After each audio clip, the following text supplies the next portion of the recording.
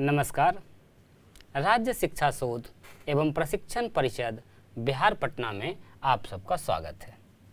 प्यारे बच्चों, जैसा कि आप स्क्रीन पर देख रहे हैं, आज हम लोग बात करने वाले हैं वर्ग 7 के अंतर्गत सर्वांग समता पर, कंग्रुएंसी पर, और उसमें भी आज हम लोग चर्चा कर रहे हैं दो त्रिभुजों के सर्वांगसम होने की शर्तों पर।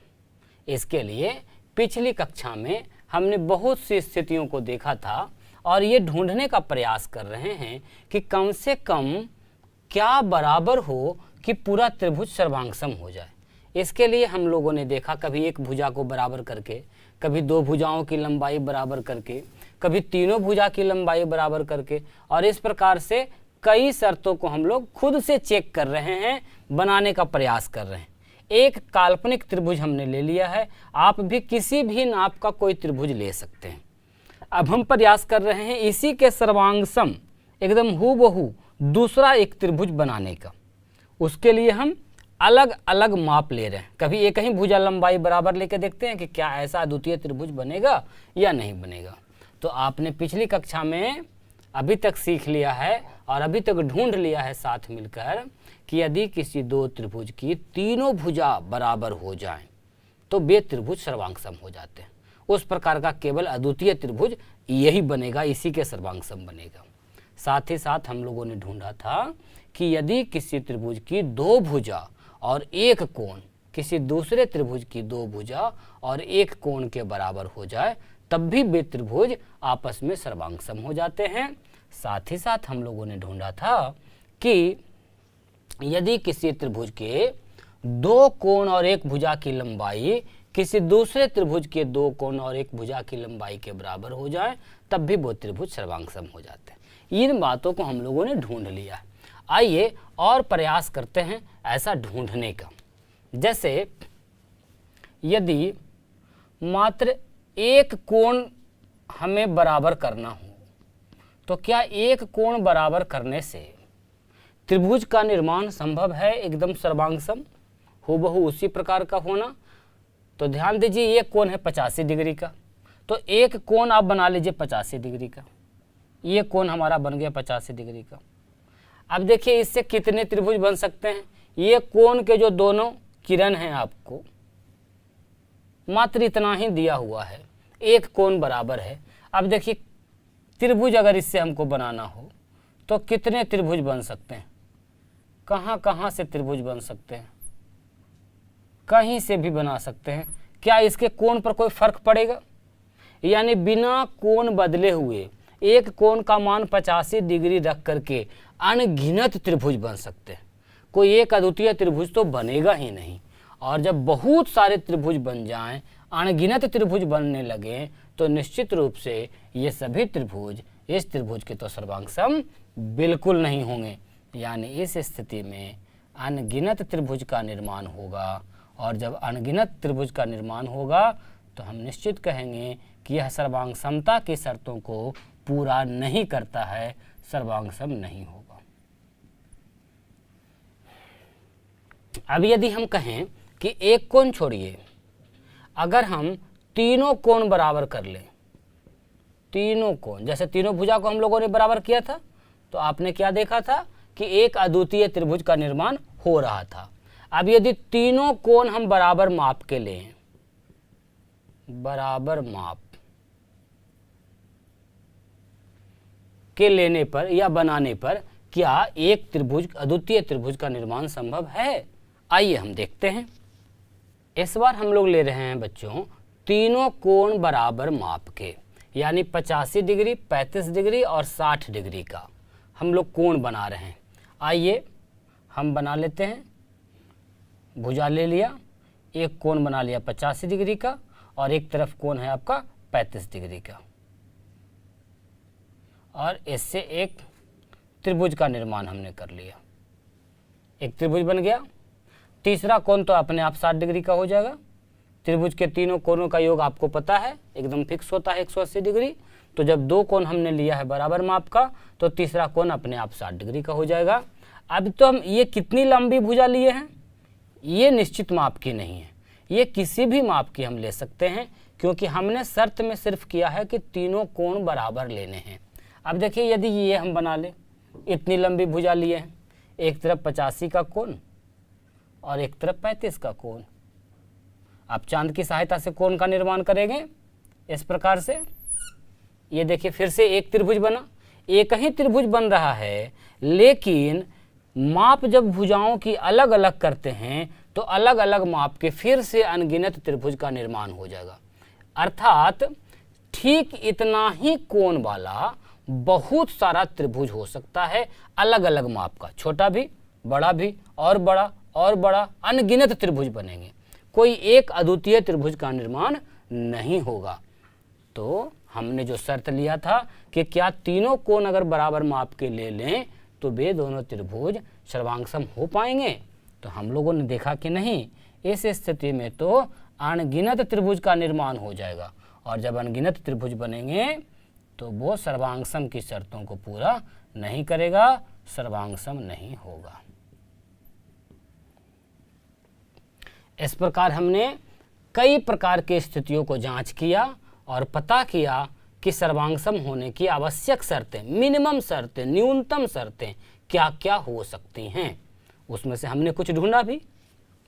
अब देखिए इन्हीं शर्तों में एक समकोण त्रिभुज के लिए भी हम ढूंढते हैं। समकोण त्रिभुज से तो आप पूर्व परिचित हैं बच्चों। समकोण त्रिभुज क्या होता है? वह त्रिभुज जिसका एक कोण समकोण हो। तो कोण तो पहले से फिक्स है 90 डिग्री का। समकोण त्रिभुज में ये एक फायदा है। ये एक समकोण त्रिभुज है, ये देखिए, ये पहले से कोण पता है हमको कि कितने डिग्री का होगा, 90 डिग्री का होगा। अब एक दूसरा समकोण त्रिभुज जो ठीक इसी के जैसा हो, इसके सर्वांगसम हो जाए, इसके लिए क्या क्या शर्तें हो सकती है। तो ध्यान दीजिए, समकोण का निर्माण हो रहा है तो त्रिभुज तो जब भी बनेगा तो समकोण ही बनेगा, ये तो फिक्स है। अर्थात दो समकोण त्रिभुज के सर्वांगसम होने की न्यूनतम शर्तें हम लोग ढूंढ रहे हैं। तो अब देखिए, एक तो 90 डिग्री हो गया। अगर इस भुजा के लंबाई के बराबर एक भुजा ले लें, ठीक इतना ही बड़ा एक भुजा, तो अब दूसरा भुजा देखिए, यहाँ से भी हो सकता है, यहाँ से भी, बहुत सारा हो सकता है। यानी कि सिर्फ एक भुजा से काम नहीं चलेगा। तो उसके लिए अब हम एक इसकी दूसरी भुजा कर्ण भी ले लेते हैं कि ये कितना लंबा है। अगर इसकी लंबाई हमें पता लग जाए तो यहाँ से लेकर के ठीक ठीक उतना ही लंबाई हम इस पर काट लेंगे। अब इस प्रकार देखिए, एक अद्वितीय त्रिभुज का निर्माण हो गया। यानी समकोण त्रिभुज में सर्वांगसम होने के लिए समकोण तो दिया हुआ है, उसकी कोई ज़रूरत ही नहीं है। एक भुजा चाहिए हमको, कोई एक साइड चाहिए, और साथ ही साथ समकोण के सामने वाली भुजा की लंबाई चाहिए, जिसे हम लोग कर्ण कहते हैं।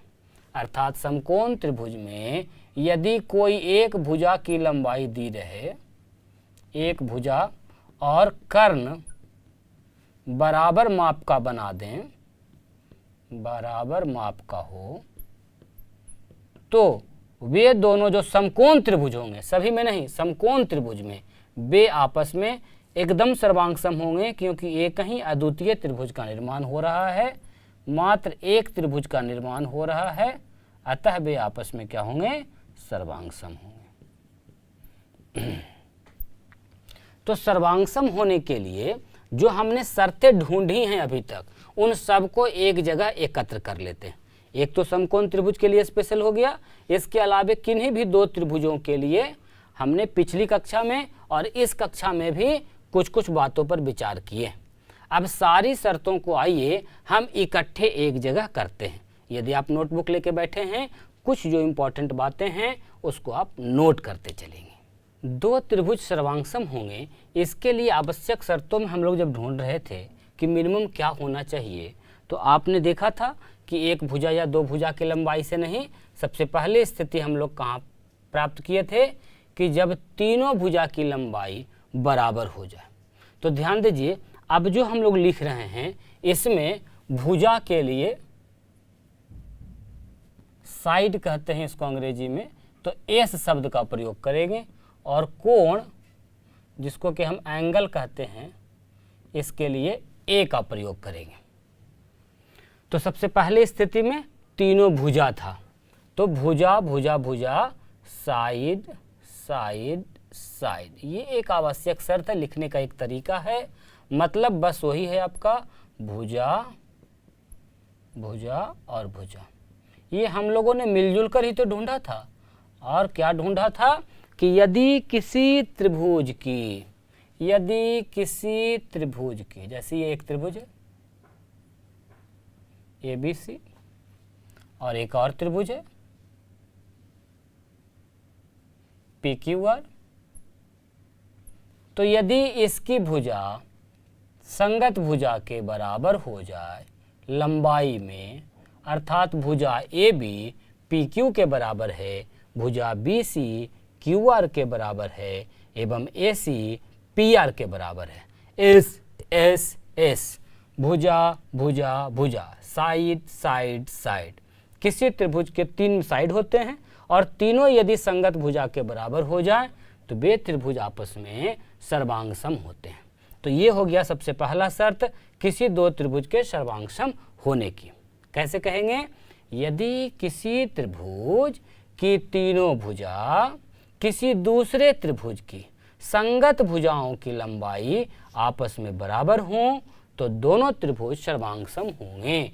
अर्थात ये शर्त क्या कह रहा है बच्चों कि यदि भुजा AB बराबर है PQ के, भुजा BC बराबर है QR के एवं CA बराबर है RP के, यदि भुजाएं बराबर हैं, ये दिया हुआ है, तो निश्चित रूप से त्रिभुज ABC जो है सर्वांग सम होगा त्रिभुज PQR का।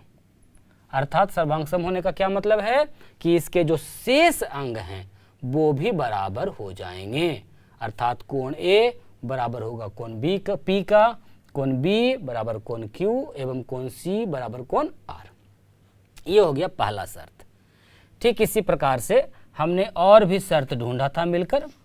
उसमें क्या जाने थे कि कोई 2 भुजा और एक कोण, तो उसको हम लोग इस प्रकार लिखते हैं SAS, भुजा कोण और भुजा। याद करना आसान हो जाएगा। क्या कह रहा है? यदि किसी त्रिभुज की 2 भुजा एवं बीच का कोण किसी दूसरे त्रिभुज की संगत 2 भुजाओं एवं बीच के कोण के बराबर हों तो वे दोनों त्रिभुज आपस में सर्वांग सम होते हैं। जैसे इसी आकृति में इसी त्रिभुज में ये क्या कह रहा है शर्त कि क्या क्या दिया रहे? यदि दिया हुआ है कि कोई भी 2 भुजा, किसी 2 भुजा को उठा लीजिए, जैसे हमने ले लिया AB बराबर है PQ के एवं BC बराबर है QR के, साथ ही साथ जिन 2 भुजाओं को आपने लिया उसके बीच का कोण, चलिए B और Q है यहाँ पर, कोण B बराबर है कोण Q का। यदि किन्हीं 2 त्रिभुजों में भुजाएं, संगत भुजाएं एवं संगत कोण, 2 भुजा और एक कोण आपस में बराबर हों तो निश्चित रूप से त्रिभुज ABC सर्वांग सम हो जाएगा त्रिभुज PQR का। और सर्वांग सम होने का क्या मतलब हो गया कि इसके बाकी के जो अंग हैं, जैसे भुजा AC निश्चित रूप से PR के बराबर हो जाएगा, बाकी के जो कोण हैं वो भी संगत कोण के निश्चित रूप से बराबर हो जाएगा। तो ये 2 शर्तें अभी तक हम लोगों ने देखा। इसी प्रकार से और भी शर्त है, हम लोगों ने मिलकर ढूंढा है। क्या ढूंढा था? 2 कोण और एक भुजा, A उसे कहते हैं, मतलब आप समझ रहे हैं। A का मतलब एंगल, कोण, S का मतलब भुजा और कोण। कैसे कहेंगे इसे डिटेल में बच्चों? यदि किसी त्रिभुज के 2 कोण एवं एक भुजा किसी दूसरे त्रिभुज के संगत 2 कोण एवं भुजा के बराबर हो तो दोनों त्रिभुज आपस में सर्वांग सम कहलाते हैं। यदि हम इसे लिखें कि क्या दिया रहे तो क्या आप प्राप्त कर सकते हैं, तो ध्यान दीजिए, इन्हीं दोनों त्रिभुजों के लिए हम लिख रहे हैं कि कोण B बराबर है कोण Q का, कोण C बराबर है कोण R का, एवं BC बराबर है भुजा QR का। ध्यान दीजिए, कोण B बराबर है कोण Q का, कोण C बराबर है कोण R का, एवं जो भुजा BC है वो QR के बराबर है। दो कोण एक भुजा, दो कोण एक भुजा। तो यदि किसी त्रिभुज में दो कोण और एक भुजा तदन रूपी दूसरे त्रिभुज के दो कोण और एक भुजा के बराबर हो जाए तो निश्चित रूप से ये दोनों त्रिभुज मतलब त्रिभुज ABC और त्रिभुज PQR आपस में क्या होंगे? सर्वांग सम होंगे। सर्वांग समता की मुख्य रूप से ये तीन शर्तें हैं, SSS, SAS और ASA। आशा है आप इनके अर्थ समझे होंगे और यदि नोटबुक रखे हैं तो उस पर नोट भी करते चल रहे होंगे। एक और शर्त हम लोग ढूंढे थे खास करके समकोण त्रिभुज के लिए, यदि आपको याद होगा तो, कि समकोण त्रिभुज में यदि भुजा और कर्ण बराबर हो जाता है तो वे दोनों त्रिभुज आपस में सर्वांग सम हो जाते हैं। उसे भी आप चाहें तो नोट कर सकते हैं। उसे हम लोग कुछ इस प्रकार दिखाते हैं बच्चों, RHS। RHS क्यों लिखते हैं? R का मतलब समकोण हो गया, समकोण त्रिभुज के लिए चूंकि है, और H का मतलब कर्ण हो गया, और S का मतलब कोई एक भुजा हो गया। आप इससे क्या समझ सकते हैं? यदि समकोण त्रिभुज में, अभी चर्चा भी किए थे इसकी, यदि समकोण त्रिभुज में समकोण है तब तो 90 डिग्री है, ये तो फिक्स ही हो गया। एक भुजा, कोई एक भुजा, जैसे ये एक भुजा ले लिया, इसके बराबर है, एवं कर्ण की लंबाई यदि बराबर हो जाए तो ये दोनों त्रिभुज भी आपस में सर्वांग सम कहलाते हैं। यदि नाम इसका भी हम दे लें, चलिए ABC PQR, यहाँ जो कोण है ये 90 डिग्री का है और यहाँ भी ये जो कोण है वो 90 डिग्री का है, तभी तो कोण समकोण होगा, तब तो समकोण त्रिभुज होगा। तो सबसे पहला शर्त तो ये है कि समकोण होना चाहिए। उसके बाद कहता है एक भुजा और कर्ण बराबर होना चाहिए, अर्थात यदि दो समकोण त्रिभुज हैं, यदि दो समकोण त्रिभुज हैं और ऐसे हैं कि कोई एक भुजा, जैसे भुजा AB भुजा PQ के बराबर है एवं उसका कर्ण AC बराबर है PR का, ये दो बातें भी अगर हैं तो निश्चित रूप से जो दोनों समकोण त्रिभुज हैं अर्थात त्रिभुज ABC एवं त्रिभुज PQR ये आपस में सर्वांग सम होंगे। और सर्वांग सम होने का मतलब हुआ कि उसकी जो शेष भुजा है एवं जो कोण हैं वो आपस में बराबर हो जाएंगे। अगर सिद्ध हो गया कि दो आकृतियां सर्वांग सम हैं तो फिर एकदम आप लिख सकते हैं कि उसके बाकी जो अंग हैं सब के सब बराबर है। तो त्रिभुज की सर्वांग समता की शर्त हम लोग पढ़ रहे थे और मुख्य रूप से चार शर्तों को हमने ढूंढा है, निकाला है और उसे एक जगह एकत्र किया है। ये शर्त हैं क्रमशः SSS, SAS, ASA एवं RHS। आशा है आपको समझ में आई होगी और आपने इसको नोट भी किया होगा। प्यारे बच्चों, हम लोगों ने सर्वांग समता की शर्तों को देखा, जांचा एवं साथ ही साथ आशा है आप उसको नोट भी किए होंगे। आइए अब कुछ अभ्यास के प्रश्न हम साथ मिलकर करते हैं और उसके बाद फिर आप अभ्यास के प्रश्नों को अपने पाठ्य पुस्तक से भी करेंगे। अभी अभ्यास के लिए जो हमने प्रश्न लिया है आपके स्क्रीन पर दिख रहा होगा, बोर्ड पर लिखा है हमने। इसमें पहली जो स्थिति है उसमें दो त्रिभुज बने हैं, दो आकृतियां बनी हैं। आपको बताना है कि सर्वांग समता की कौन सी शर्त से ये दोनों त्रिभुज सर्वांग सम हैं। साथ ही साथ उनके संगत शीर्षों को भी ढूंढना है और कौन कौन से संगत कोण है और संगत भुजा है ये भी आपको ढूंढ कर लिखनी है। और दूसरी स्थिति में भी हमने दो त्रिभुज का निर्माण किया है, ये किस सर्वांग समता की शर्त से सर्वांग सम हैं एवं इनके भी कौन कौन संगत शीर्ष हैं या कौन कौन भुजाएं बराबर होंगे, कौन कौन किस कोण के बराबर होंगे। संगत भुजा और संगत कोण हम लोग मिलकर निकालेंगे, ढूंढेंगे। तो आइए बात करते हैं स्थिति नंबर 1 की। अभी हम लोग चर्चा कर रहे हैं इस प्रश्न की। हम लोग ढूंढेंगे कि ये किस शर्त से सर्वांगसम है एवं इनकी संगत भुजा और कोण कौन कौन है। तो त्रिभुज है हमारे पास बच्चों APC, यहाँ है PQR, जिसमें BC 8 सेंटीमीटर, QR 8 सेंटीमीटर। तो एक बात तो कंफर्म हो गया कि एक भुजा बराबर है, अर्थात इसमें S तो लिया गया है। सर्वांग समता की यदि हम शर्त की बात करें, ढूंढ रहे हैं, तो हम लोगों ने ढूंढा है कि एक भुजा बराबर दी गई है, तो S तो हो गया कंफर्म। चलिए, एक दूसरी भुजा यहाँ दी गई है 5 सेंटीमीटर और यहाँ भी दी गई है 5 सेंटीमीटर, अर्थात एक और साइड बराबर है। अब तो कोई और साइड दिया नहीं है, तो निश्चित रूप से हमें कोण की ओर जाना पड़ेगा। यहाँ देखिए, ये कोण दिया है 30 डिग्री, लेकिन यहाँ है 100 और 50, 30 तो कहीं दिया नहीं है। लेकिन हमें तो पता है कि यदि किसी त्रिभुज के 2 कोण दिए हों तो तीसरे कोण को हम आसानी से ढूंढ सकते हैं। कैसे? क्योंकि तीनों कोणों का योग हमेशा फिक्स 180 डिग्री होता है। तो जरा ध्यान दीजिए, 2 कोण 100 और 50 डिग्री के हैं, तो तीसरे कोण कितने डिग्री का होगा? खुद से ढूंढिए। आपने पहले ऐसे प्रश्न बहुत सारे बनाए हैं। बिल्कुल, तीनों मिलाकर 180 डिग्री होता है। यहाँ 100 है, यहाँ 50 है। ढूंढ लिया आपने, बिल्कुल ठीक प्राप्त कर रहे हैं आप। कितना डिग्री हो जाएगा बच्चों? 30 डिग्री। कैसे प्राप्त किया है? दोनों को जोड़ करके 180 से घटा दीजिए।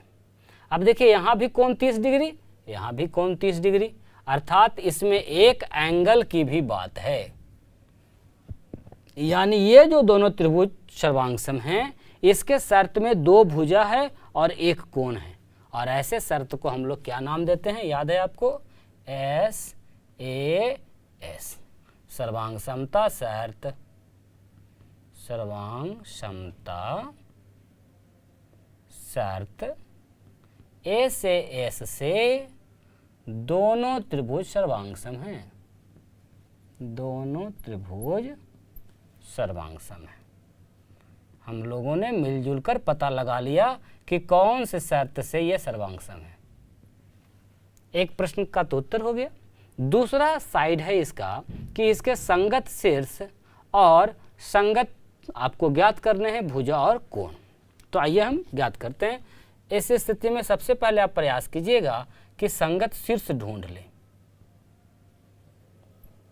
तो ध्यान दीजिए बच्चों, हमारा जो है A, B और C 3 शीर्ष है। कौन किसके बराबर है? जरा ध्यान दीजिए। यहाँ जो शीर्ष C है 30 डिग्री का, यहाँ शीर्ष R पर 30 डिग्री बन रहा है, तो C का संगत हो गया आपका R।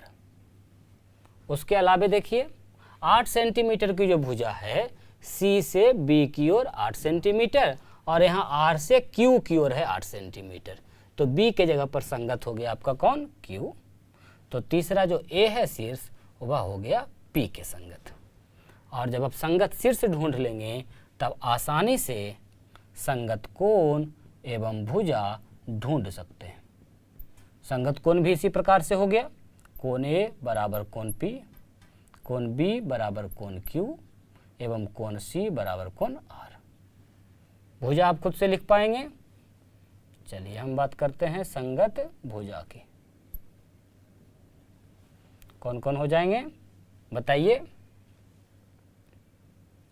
AB बराबर PQ, BC बराबर QR और CA बराबर RP। अब जिस प्रकार पहली दशा में हमने ढूंढा कि किस सर्वांग समता शर्त से यह सर्वांगसम हैं एवं उनके संगत शीर्ष कौन है, संगत कोण कौन है और संगत भुजा कौन है, ठीक इसी प्रकार से इस स्थिति में दूसरी आकृति में भी आइए हम लोग ढूंढेंगे किस सर्वांग समता शर्त से दोनों त्रिभुज सर्वांगसम है। सर्वांगसम है ये दिया हुआ है, आपको सिर्फ पता करना है सर्वांग समता की शर्त। तो इसके लिए देखिए क्या क्या दिया हुआ है। एक भुजा दिया हुआ है बच्चों 5 सेंटीमीटर, यहाँ भी 5 सेंटीमीटर, यहाँ भी। हम 2 के लिए बात कर रहे हैं। यानी एक साइड दिया हुआ है। दूसरा यह है कि कोण फिक्स है, कोण एक बराबर भी दिया है तो एक एंगल हो गया। ऐसे आप लिखते जाइए कि क्या क्या बराबर दिया गया है, फिर आप सर्वांग समता शर्त ढूंढ पाइएगा। दूसरा है आपका समकोण त्रिभुज है ये, यानी कि ये कोण भी दिया हुआ ही है, समकोण का तो मतलब यही होता है। तो आप लिख सकते हैं कि राइट एंगल है, समकोण हिंदी में लिख सकते हैं आप, जिसका कि मान है कितना 90 डिग्री। अब देखिए, क्या ऐसा कोई शर्त आपने पढ़ा? राइट एंगल में हमने पढ़ा है RHS, लेकिन यहाँ हाइपोटेनस का कर्ण का कोई बात नहीं है। तो ये RHS से इसको ना करके हम लोग क्या करेंगे, दो कोण एंगल एंगल और एक साइड, और वैसी सर्वांग समता शर्त जिसमें दो कोण और एक भुजा हो, उसका क्या नाम देते हैं बच्चों? ध्यान है आपको? बिल्कुल हम लोगों ने पढ़ा है साथ में, बताइए क्या नाम होगा? सर्वांग समता शर्त, बिल्कुल ठीक पहचान रहे हैं आप, ASA। दो कोण और एक भुजा यदि बराबर हो तो दोनों त्रिभुज आपस में सर्वांग सम होंगे। ऐसा नहीं है कि राइट एंगल देख लिया, समकोण देख लिया तो हमेशा RHS ही लगा देना है। सोच समझ के देख के लगाना है कि कौन सी सर्वांग समता शर्त लगेगी। सर्वांग समता शर्त ASA से दोनों त्रिभुज क्या है बच्चों? सर्वांग सम है, दोनों त्रिभुज सर्वांग सम है। आइए अब हम बात कर लेते हैं इसके संगत शीर्ष की। संगत शीर्ष की बताइए, कोण Q है समकोण, कोण बाई है समकोण, तो कोण Q का शीर्ष हो गया संगत बाई, R है 30 डिग्री और यहाँ X है 30 डिग्री, तो R का संगत हो गया आपका X। तो अब बचा क्या? PQR में P बच गया है, तो P का संगत हो गया, XYZ में Z बचा हुआ है, हो गया। और जब संगत शीर्ष आप ढूंढ लिए हैं तो आराम से आप संगत कोण और संगत भुजा लिख सकते हैं कि कौन कौन बराबर होगा। तो ये काम हम आपके लिए छोड़ दे रहे हैं, जैसे पहला में हमने किया है आप दूसरा में किए। जब संगत शीर्ष हो गया तो कोण Q बराबर कोण बाई, कोण R बराबर कोण X, कोण P बराबर कोण Z, और फिर उसी से बना लीजिएगा QR बराबर क्या हो जाएगा आपका बाई X, फिर उसी प्रकार से RP XZ के बराबर खुद से बनाइए। आप अधिक से अधिक प्रयास करके संगत कोण एवं संगत भुजा को पहचानिए। ऐसे प्रश्न, अभ्यास के बहुत सारे प्रश्न आपके पाठ्य पुस्तक में हैं, उनका अभ्यास करें आप अधिक से अधिक। और सर्वांग समता का जो चैप्टर है, अध्याय है, इतना ही जानना है इसमें आपको। इसको हम लोग समाप्त कर रहे हैं। आप अभ्यास के सभी प्रश्नों को बना जाएं। नई कक्षा में जब हम लोग मिलेंगे तो नई जानकारी नए अध्याय के साथ मिलेंगे। तब तक खूब अभ्यास करते रहिए एवं खुश रहिए। मिलते हैं हम लोग अगली कक्षा में। नमस्कार।